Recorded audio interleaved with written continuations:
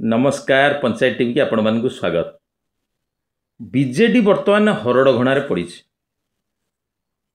कईटा दिन हेनी उपराष्ट्रपति निर्वाचन रे जो भोट दान विरत रही परोक्ष बीजेपी की सपोर्ट कला से उड़ीसार बिजु प्रेमी बा बीजेडी रो जो कर्मकर्ता रहिले तांकर रागटा नवीन को उपरे पड़ी सारी।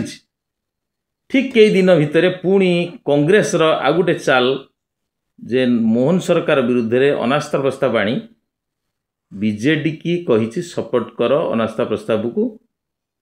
जेहेतु बीजेडी वर्तमान ओडिशा रे मुख्य विरोधी दल से जदि विरोध न करे अनास्था प्रस्ताव सपक्ष भोट न दिए ताहले निश्चित भाव में पुणी बिजु प्रेमी माने तांकर नकारात्मक जो भावनाटा नवीन को प्रति बढ़िबो।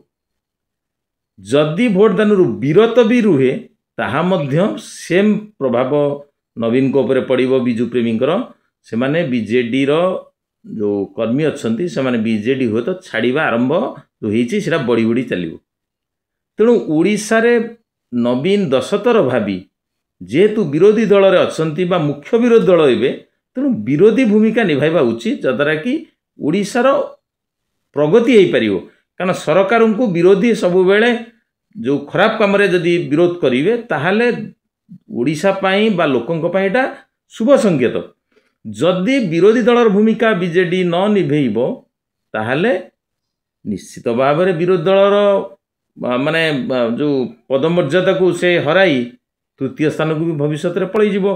कारण बीजेडी रो जो लोक माने रहिले से आस्ते आस्ते केते जण बीजेपी आड़े पळेबे आ केते जण कांग्रेस आड़े जिवे जदि कांग्रेस मजबूत हम बीजेडी दुर्बल हम।